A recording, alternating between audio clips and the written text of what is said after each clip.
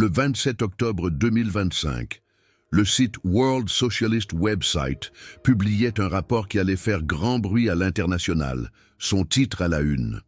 L'Allemagne lance le plus grand programme de réarmement depuis Adolf Hitler. 377 milliards d'euros pour Rheinmetall et l'industrie de la défense.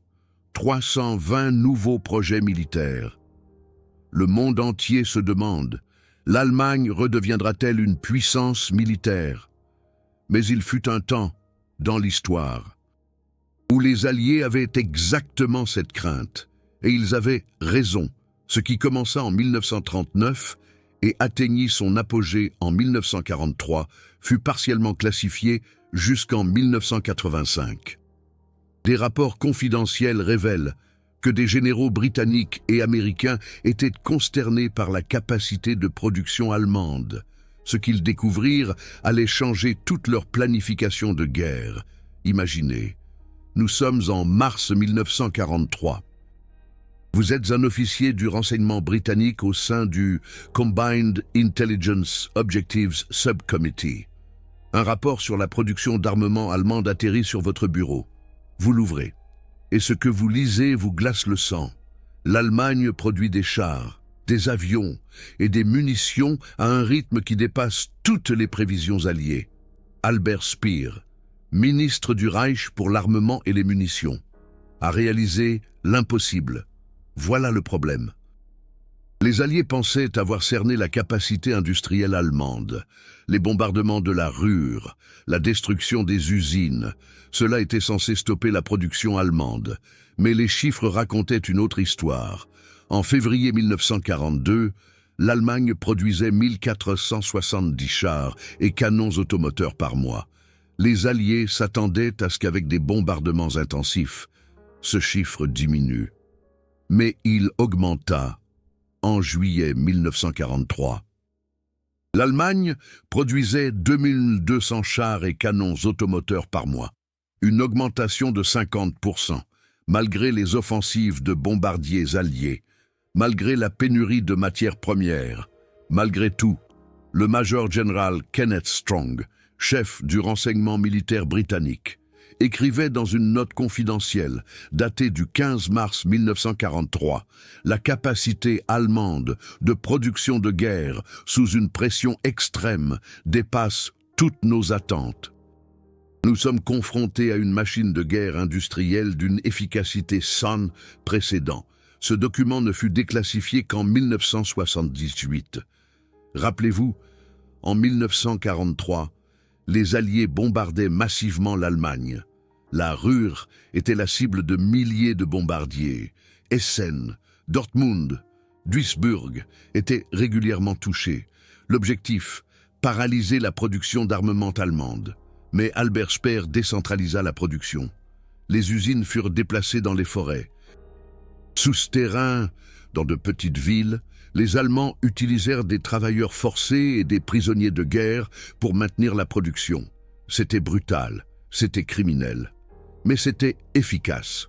En août 1943, la production de chars atteignit 2379 unités, la production mensuelle la plus élevée de toute la guerre jusqu'à ce moment. Les planificateurs de guerre américains du War Department étaient choqués. Un rapport interne daté du 4 septembre 1943 constatait « Nos hypothèses précédentes sur les limites de production allemande sont fondamentalement erronées. L'ennemi démontre une capacité d'adaptation qui met en danger notre planification stratégique. » Imaginez la situation. Vous êtes un général allié. Vous planifiez l'invasion de l'Europe. Vous devez savoir combien de chars ont les Allemands. Combien d'avions? Combien de temps peuvent-ils tenir? Et les chiffres que vous obtenez empirent chaque semaine. En octobre 1943, les Allemands produisaient 2503 véhicules blindés. En novembre, 2646. En décembre, 2844. La courbe montait, pas descendait.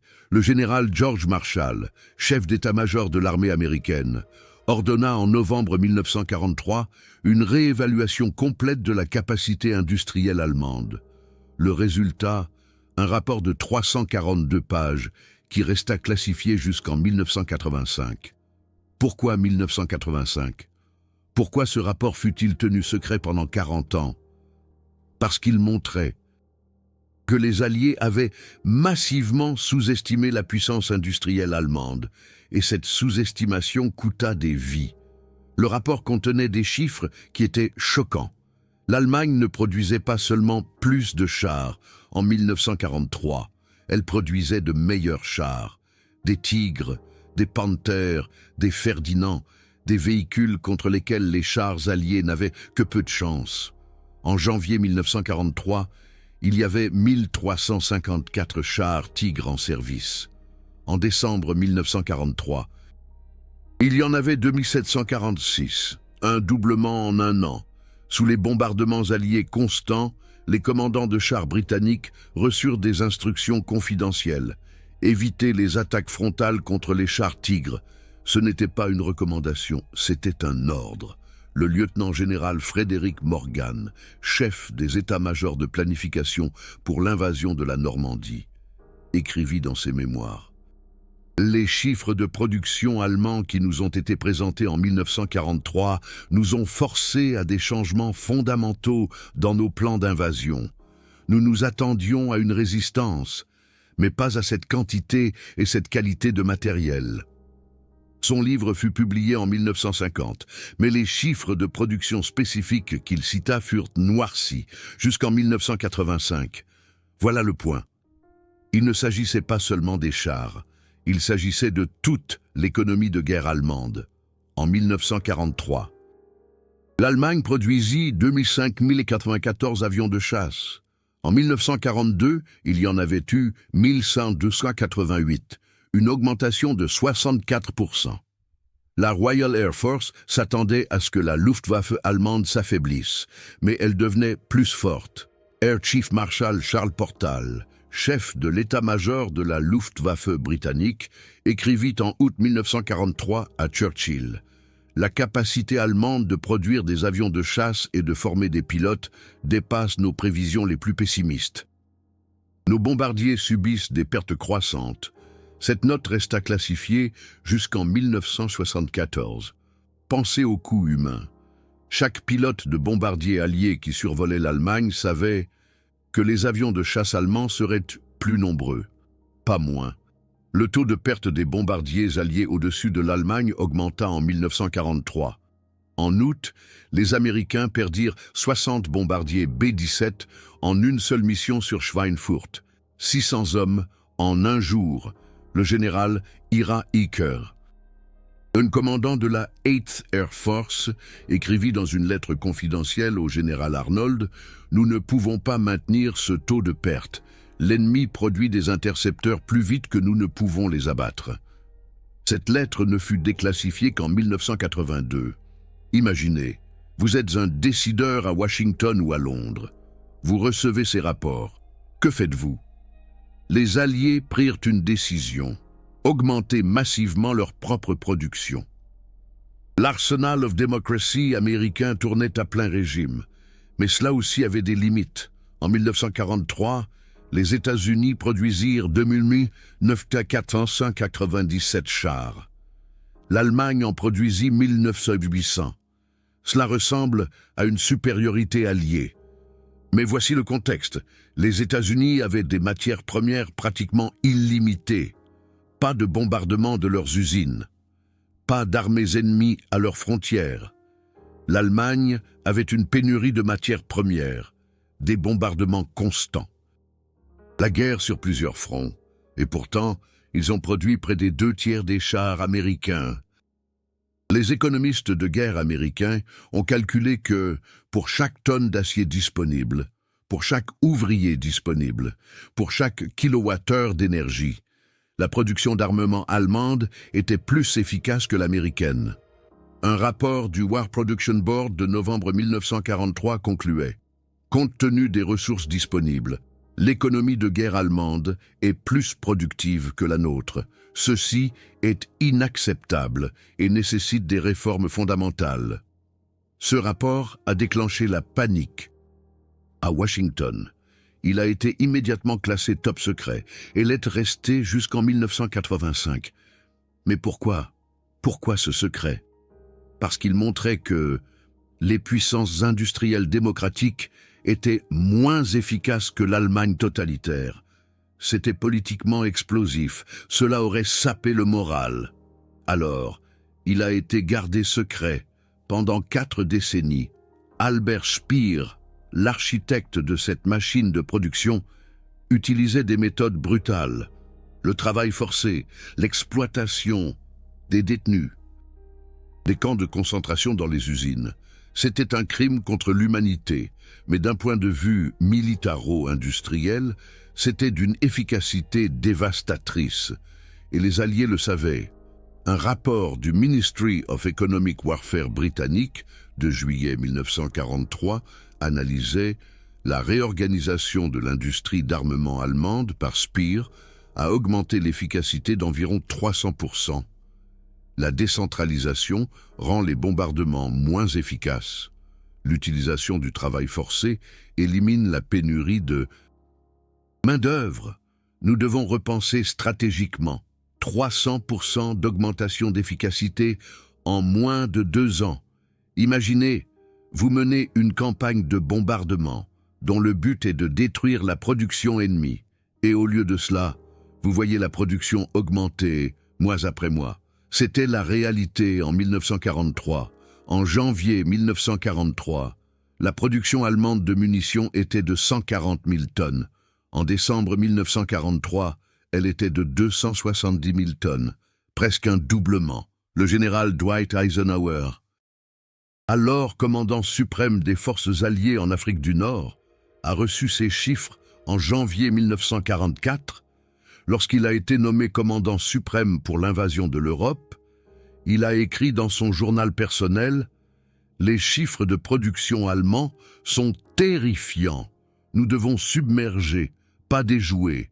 Nous devons utiliser la masse, parce que nous sommes techniquement et organisationnellement inférieurs. » Ce journal a été publié intégralement en 1987, mais des passages cruciaux sur la supériorité allemande avaient été expurgés jusque-là. Rappelez-vous, c'est l'homme qui a planifié le débarquement de Normandie, le futur président des États-Unis, et même lui a écrit en privé.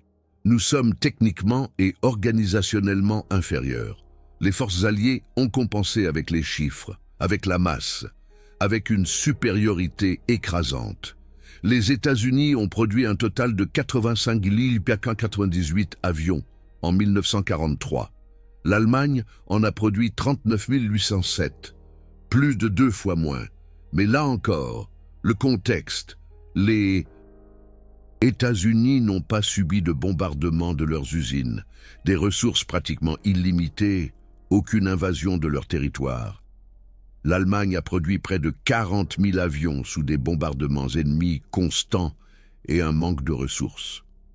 Le général de l'US Air Force Henry Arnold a écrit dans une note de service de septembre 1943 « La capacité allemande à produire dans des conditions extrêmes est un exemple d'école d'organisation militaire. Après la guerre, nous devons étudier ces méthodes et c'est exactement ce qu'ils ont fait. Après 1945, les États-Unis ont lancé l'opération Paperclip. Des ingénieurs, des scientifiques et des experts industriels allemands ont été amenés aux États-Unis. Pourquoi? Pour apprendre d'eux. Mais cela aussi a été gardé secret pendant des décennies. Ce n'est que dans les années 1980 que des détails ont été rendus publics. Imaginez l'ironie. Les Alliés démocratiques ont combattu l'Allemagne nazie, ont gagné la guerre, et ensuite, ils ont importé des experts allemands pour améliorer leur propre industrie. Cela en dit long sur l'efficacité industrielle allemande. Mais revenons à 1943. Revenons au rapport secret. Revenons à ce que les Alliés pensaient vraiment. En décembre 1943, le Joint Intelligence Committee britannique a rédigé un rapport intitulé « Production de guerre allemande, évaluation actuelle et projection future », 167 pages. Classé Most Secret. Le rapport parvenait à des conclusions dévastatrices. La capacité de production allemande est beaucoup plus résistante qu'on ne le pensait. Les bombardements n'ont pas eu d'effet décisif jusqu'à présent. Des stratégies alternatives doivent être envisagées. Ce rapport a été présenté personnellement à Churchill. Sa réaction est documentée. Il a écrit au War Cabinet: « Nous devons accepter que l'ennemi possède des capacités industrielles et organisationnelles extraordinaires. Notre stratégie doit en tenir compte. » C'était en janvier 1944, 4 mois avant le jour. J pensait au moment le débarquement de Normandie était imminent, la plus grande opération amphibie de l'histoire, et les dirigeants britanniques savaient l'ennemi est industriellement plus fort que prévu. La planification du jour J a dû être adaptée. Plus de troupes, plus de matériel, plus de soutien aérien. Le général Bernard Montgomery, commandant des forces terrestres britanniques pour l'invasion, a reçu un briefing confidentiel sur les chiffres de production allemands en février 1944. Il a écrit ensuite dans une lettre au général Alan Brooke: « Les chiffres sont terrifiants. Nous devons nous attendre à une résistance forte et bien équipée. Nos plans actuels sont peut-être insuffisants. » Cette lettre se trouve dans les archives nationales britanniques. Elle n'a été rendue publique qu'en 1994, 50 ans après le jour J. Voici le point. Les Alliés savaient qu'ils affrontaient un adversaire industriellement plus efficace qu'eux. Quelle était la réponse? Une supériorité numérique. Écrasante, c'était la seule option. Le jour J, le 6 juin 1944, 156 000 soldats alliés ont débarqué en Normandie. Ils avaient la supériorité aérienne. Ils avaient la supériorité matérielle. Ils avaient la supériorité numérique. Mais même cela n'a presque pas suffi. Les défenseurs allemands, bien qu'en infériorité numérique, ont opposé une résistance acharnée. Il a fallu 2 mois aux Alliés pour percer en Normandie. 2 mois de combats intenses, de lourdes pertes. Le général Omar Bradley, commandant des troupes américaines, a écrit plus tard: « Nous ne nous attendions pas à ce qu'un adversaire se batte avec une telle efficacité sous une telle pression.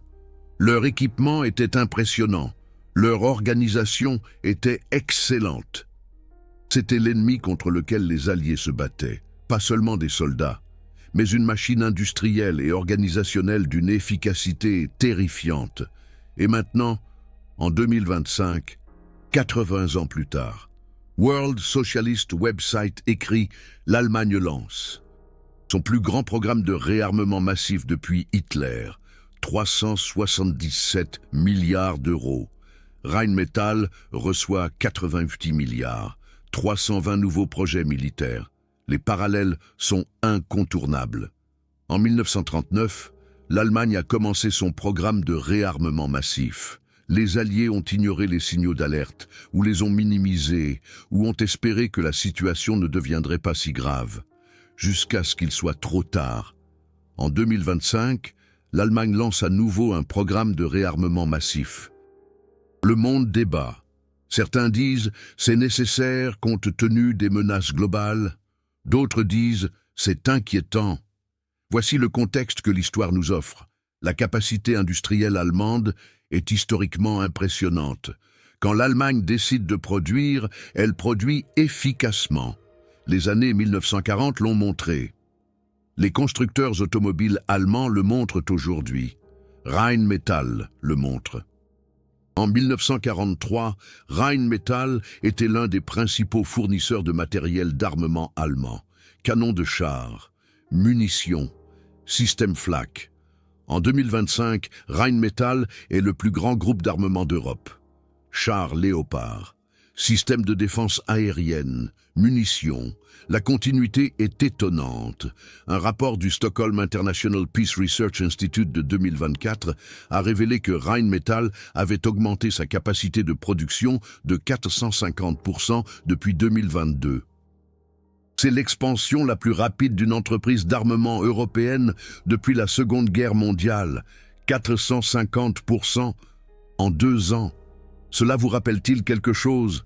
Les 300% d'augmentation de l'efficacité de Spear en moins de 2 ans pendant la guerre? L'histoire ne se répète pas, mais elle rime. Rappelez-vous, en 1943, les Alliés craignaient la capacité de production allemande. Ils ont mené des études approfondies. Ils ont classifié les résultats. Ils en ont tiré des leçons. En 2025, l'Allemagne investit 377 milliards d'euros dans la défense. Et le monde regarde. Que retiendrons-nous de 2025 dans 40 ans? Quels rapports seront alors déclassifiés? Que découvriront les historiens? Peut-être liront-ils, en octobre 2025, le monde a sous-estimé la capacité industrielle allemande, à nouveau. Ou peut-être, en octobre 2025, le monde a reconnu les capacités allemandes et a réagi à temps. L'histoire n'est pas encore écrite. Mais les parallèles sont clairs. En 1939, les Alliés ont ignoré les signaux d'alerte. En 1943, ils en ont payé le prix. Des rapports confidentiels ont révélé le choc et le désespoir. En 1945, ils ont étudié les méthodes allemandes. L'opération Paperclip a fait venir des experts allemands aux États-Unis. En 2025, le monde est confronté à une situation similaire. L'Allemagne se réarme massivement. Rheinmetall se développe de manière sans précédent. La capacité de production augmente de façon exponentielle. Quelle sera la réponse? Le général George Patton a déclaré après la guerre « Les Allemands sont les meilleurs soldats que j'ai jamais vus, mais ce qui les rendait vraiment dangereux, c'était leur organisation et leur industrie. » C'était en 1945, après la défaite de l'Allemagne, après des millions de morts, après la destruction de l'Europe. Et pourtant, Patton a reconnu. L'organisation et l'industrie allemande étaient supérieures. Un rapport militaire américain de 1946 a analysé systématiquement la production de guerre allemande.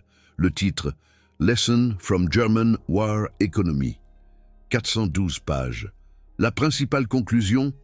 L'Allemagne a mobilisé son économie plus efficacement que les Alliés.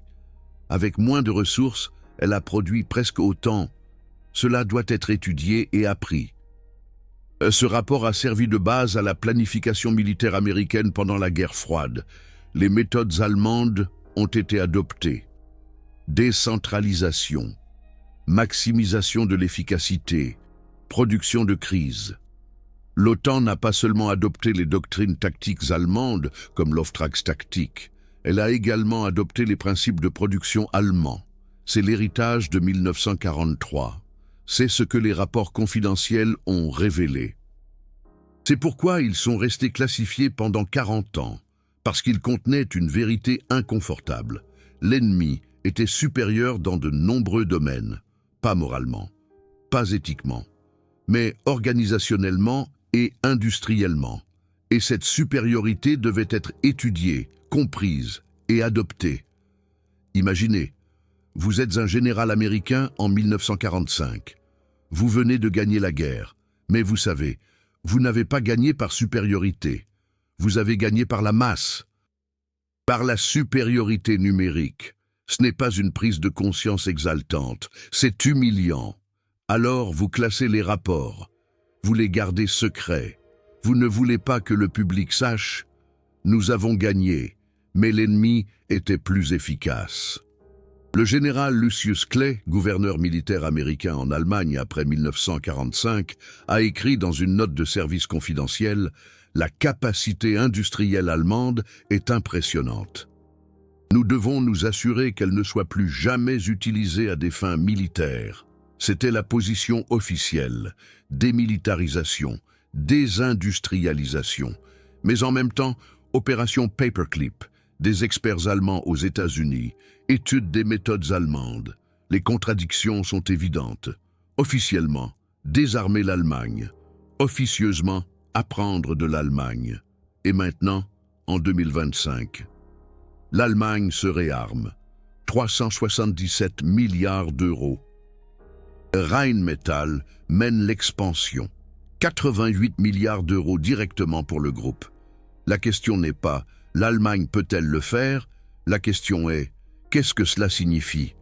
L'histoire montre la capacité industrielle allemande est extraordinaire.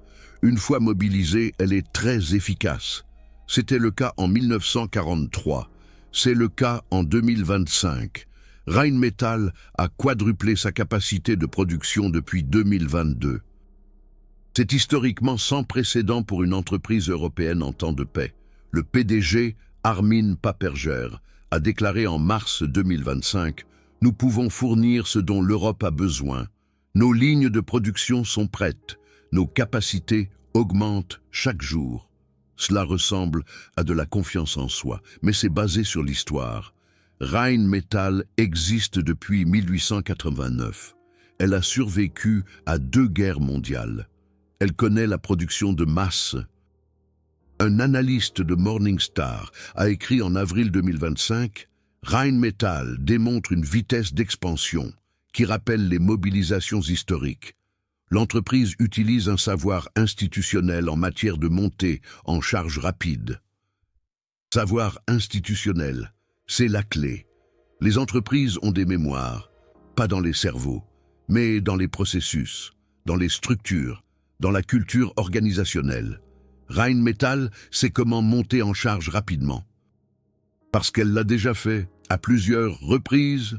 De 1939 à 1945, Rheinmetall était le principal producteur de matériel d'armement allemand. Après 1945, l'entreprise a été démantelée et reconstruite, mais l'expertise technique est restée. Pendant la guerre froide, Rheinmetall a produit pour la Bundeswehr canons de chars Léopard, composants de véhicules de combat d'infanterie Marder. Après 1990, l'entreprise a réduit la production militaire. Diversification dans les domaines civils. Mais depuis 2014, après l'annexion russe de la Crimée, Rheinmetall a de nouveau augmenté, lentement au début, puis plus vite. En 2022, après l'invasion russe de l'Ukraine, la demande a explosé. Rheinmetall a réagi. Nouvelles usines, nouvelles lignes de production, nouveaux partenariats. En septembre 2025, Rheinmetall a annoncé « Nous ouvrons une nouvelle usine en Basse-Saxe. » Capacité de production, 400 000 obus d'artillerie par an. C'est plus que ce que toute l'Union européenne produit actuellement. Imaginez un peu. Une entreprise qui construit une usine, qui produit plus qu'un continent entier.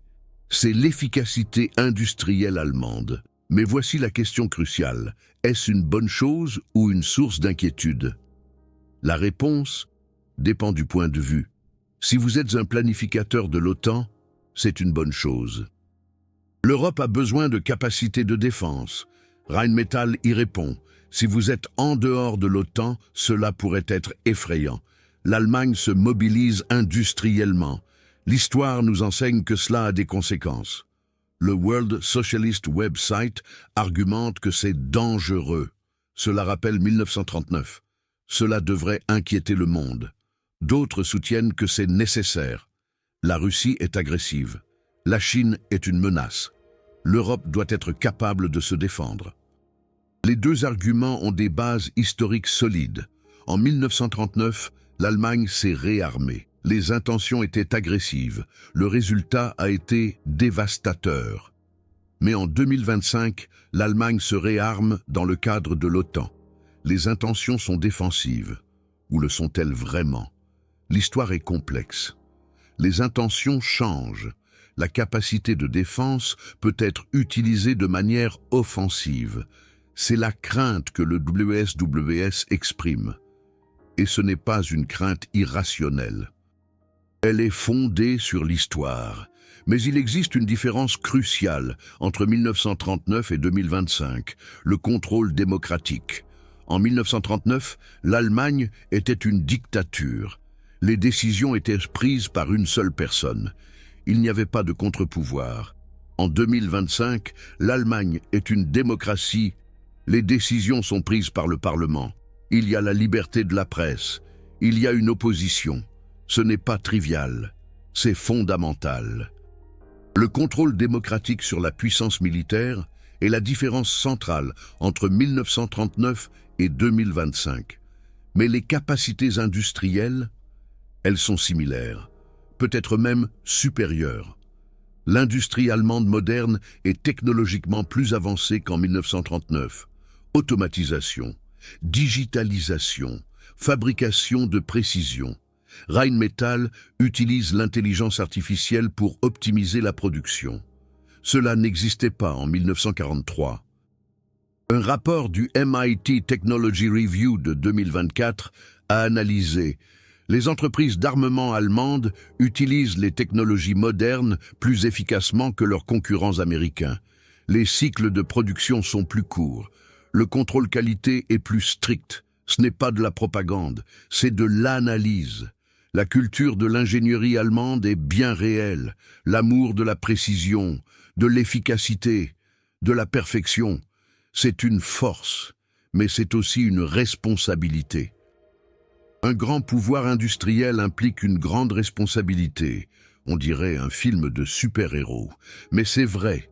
L'Allemagne de 2025 a une puissance industrielle. Comment utilisera-t-elle cette puissance?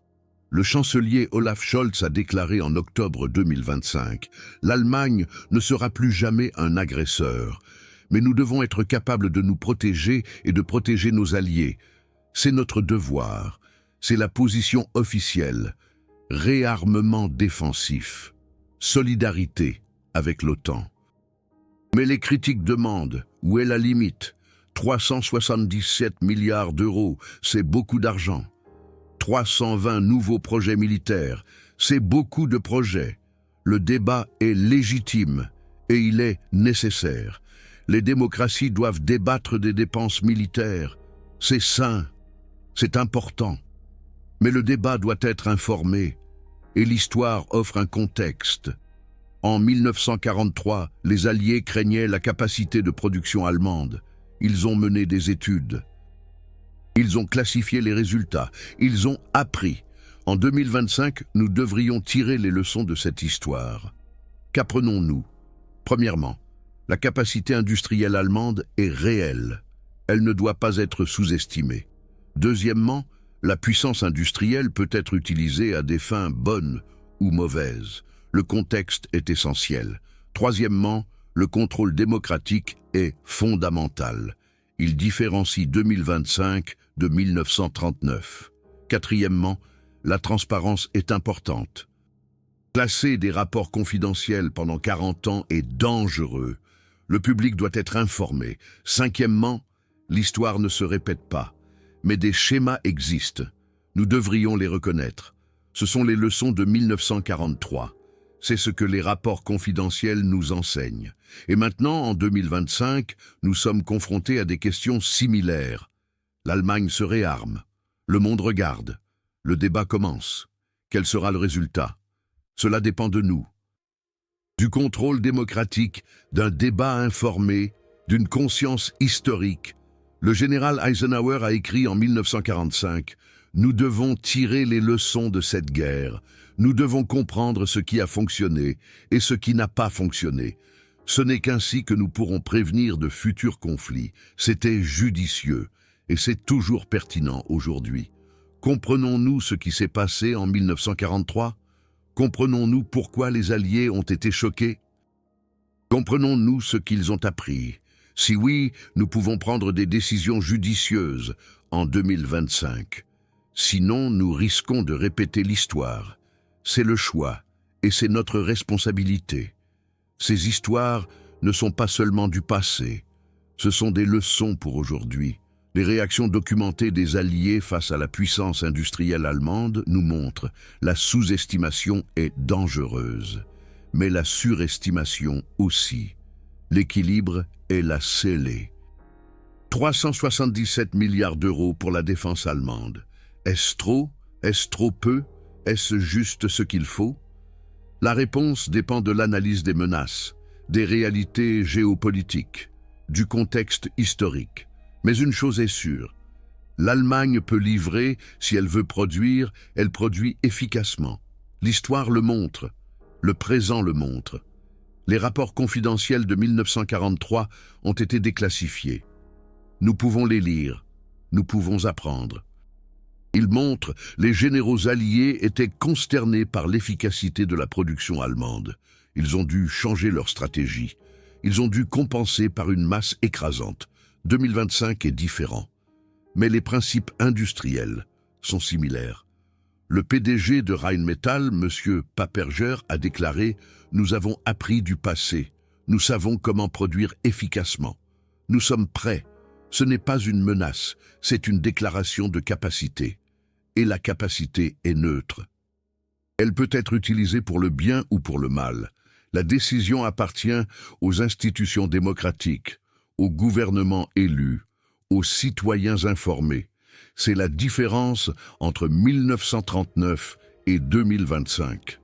Et c'est une différence fondamentale. L'OTAN a été créée pour protéger les nations démocratiques. L'Allemagne en est membre. Sa capacité industrielle renforce l'OTAN. Mais l'OTAN est défensive. C'est le principe, c'est la promesse. Que cette promesse soit tenue dépend de nous tous. De la vigilance démocratique, d'un débat critique, d'une conscience historique. Les rapports confidentiels de 1943 nous enseignent. La puissance industrielle est réelle. Elle doit être respectée. Elle doit être contrôlée. En 2025, nous avons les outils pour le contrôle. La démocratie, la liberté de la presse, les institutions internationales. Utilisons-les à bon escient. L'histoire de 1943 est un avertissement, mais aussi une leçon. Nous pouvons apprendre. Nous devons apprendre. L'Allemagne se réarme, c'est un fait. La question est comment y faire face? Avec peur? Avec ignorance? Avec compréhension?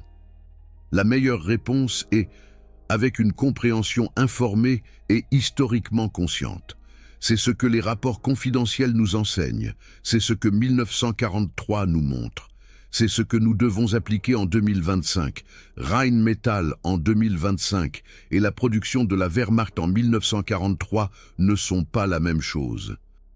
Le contexte est différent, les intentions sont différentes, le contrôle démocratique est différent, mais l'efficacité industrielle, elle est similaire, et nous devrions le reconnaître, pas avec peur, mais avec respect, avec vigilance, avec contrôle démocratique.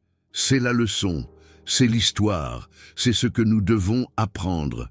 Le World Socialist Website a écrit « L'Allemagne lance son plus grand programme de réarmement massif depuis Hitler ».